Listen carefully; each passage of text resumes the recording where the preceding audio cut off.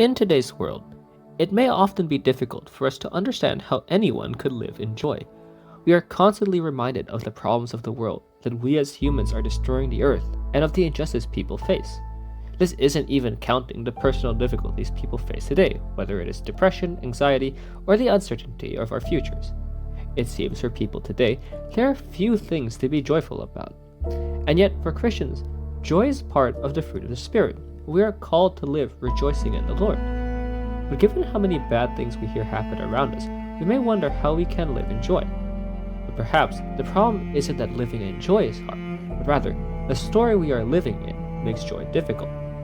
After all, if the narrative that plays throughout our life is one of all the negative aspects of life, whether it's the injustice, the problems of humanity, or the personal difficulties we face, then of course it'll be hard for us to remain joyful.